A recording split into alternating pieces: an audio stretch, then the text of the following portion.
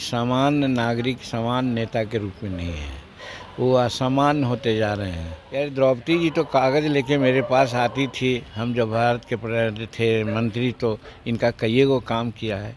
ये बात शोभा लायक है क्या? आप मेरे पार्टी में मिल जाओ और नहीं तो बाहर जाओ।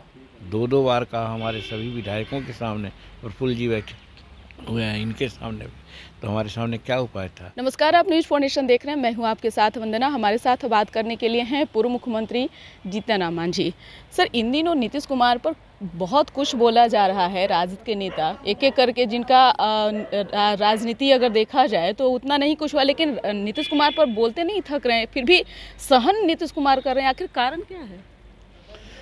देखिए, कारण क्या है न है हम नहीं जानते हैं, लेकिन एक बात है कि आए दिन नीतीश कुमार जी का जो बोल चाल है, हाव भाव है, कोई सामान्य नागरिक सामान्य नेता के रूप में नहीं है, वो असामान्य होते जा रहे हैं। चाहे द्रौपदी जी जो महामहिम राष्ट्रपति हैं वो आई थी, उनके मीटिंग में वो बोल रहे थे, तो क्या बोल रहे थे?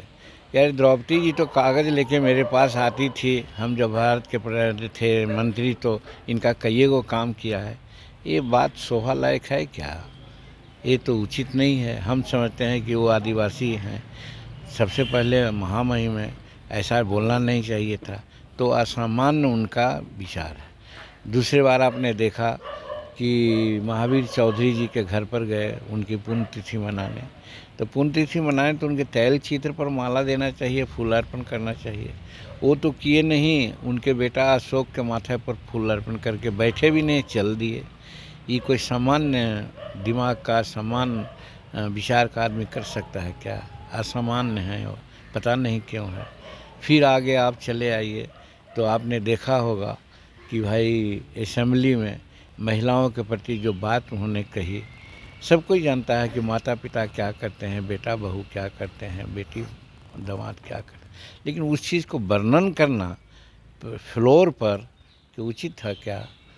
ऐसा तो नहीं होना चाहिए। लेकिन जब असामान्य दिमाग है तो वह बोल सकते हैं।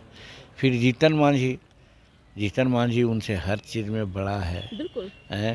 राजनीति में भी 85 में हुआ है, जीतन मांझी 80 में आया।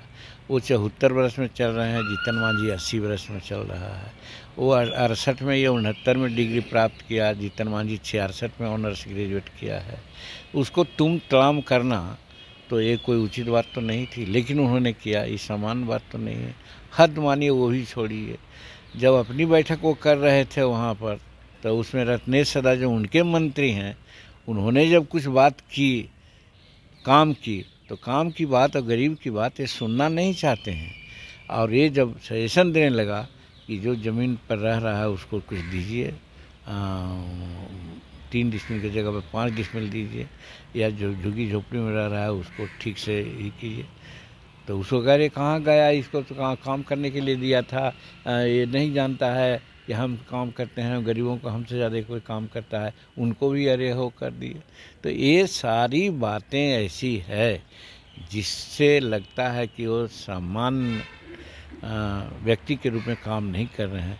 हो सकता है इसका जवाब उनको नहीं सूझ रहा हो, इसीलिए वो चुप हैं और लोग बोल रहे हैं। आपको भी लगता है कि उन्हें समझाने की ज़रूरत है? क्योंकि जीतन राम मांझी और नीतीश कुमार की दोस्ती तो सभी लोग से देख। हमको भी आश्चर्य है। हम तो कसम खाया था नीतीश कुमार के साथ रहने को कि नीतीश जी आपको छोड़ेंगे नहीं, क्योंकि आपने हमको मुख्यमंत्री बनाया है, जैसे भी बनाया हो, ये बड़ा काम किया है। लेकिन जब उन्होंने खुद कहा कि आप मेरे पार्टी में मिल जाओ और नहीं तो बाहर जाओ, दो दो बार कहा हमारे सभी विधायकों के सामने, प्रफुल्ल जी बैठे हुए हैं इनके सामने, तो हमारे सामने क्या उपाय था? और हमारे ऐसे आदमी को उन्होंने जब कह दिया कि एक भाजपा का करते हैं जासूसी, तो हद है। और इस चीज़ से भी हम समझते हैं कि उनका दिमाग ठीक नहीं है, सोच ठीक नहीं है। अभी मुहावरे के जरिए जो है समझाने की कोशिश किए हैं, एक तरह से कहा जाए नीतीश कुमार को ही, और एक अपने तेजस्वी पर भी इशारा किया। क्या है सिर मुड़ाकर ओले का जो? नहीं, वो बात नहीं कही। हमने ये कहा कि साहब, जो आदमी राजनीति करता है तो उसको बहुआयामी राजनीति करनी चाहिए, सब समाज की चिंता करनी चाहिए। एनडीए में हमारे लोग हैं तो देखा है आपने कि लोग कह रहे थे कि साहब छत्तीसगढ़ नहीं जीतेंगे, फलना जगह टसल है, फलना जगह लड़ाई है। अब सब जगह ओवरवेल्डिंग मेजॉरिटी से जीते, और जीतने के उपरांत आपने देखा भाजपा के प्रति लोग कहते हैं कि फॉरवर्डों की पार्टी है, लेकिन देखा आपने कि छत्तीसगढ़ में आदिवासी को और यहाँ मध्य प्रदेश में पिछड़ा वर्ग को उन्होंने मुख्यमंत्री बनाया। लेकिन बिहार में ऐसा चल रहा है कि हम फलने को बनावेंगे, तो इससे तो ऐसा लगता न है, ऐसी राजनीति नहीं होती है। और इसीलिए हम कह रहे हैं कि साहब 2024 में तो यहाँ 400 सीट हमारे एनडीए के लोग जीतेंगे, और 2025 में नीतीश कुमार सहित जितने भी इनके कुनवा हैं सबका सुफड़ा साफ होगा। बनारस जा रहे हैं, झारखंड जा रहे हैं, बीजेपी आरोप लगा रही है कि दारू पीने जा रहे हैं। अभी हम ये सब चीज़ हम नहीं कर सकेंगे, लेकिन वो कहीं भी जा सकते हैं, जमहूरियत है। लेकिन वो जा रहे हैं तो हम समझते हैं कुछ न कुछ ऐसी बातें बोल देंगे जो उनके खिलाफ जाएगी। देखिए कोई फायदा नहीं होगा, कोई फायदा नहीं। बहुत बहुत शुक्रिया बात करने के लिए। तो आपने सुना कि क्या कुछ कहना था बिहार के पूर्व मुख्यमंत्री जीतन राम मांझी, जिन्होंने कई सवालों का जवाब दिया है। आप क्या सोचते हैं, आप जरूर कमेंट बॉक्स में अपना ओपिनियन दीजिएगा। इस पर बस इतना ही। अब तक हमारे चैनल को सब्सक्राइब किए तो कर लीजिए। धन्यवाद।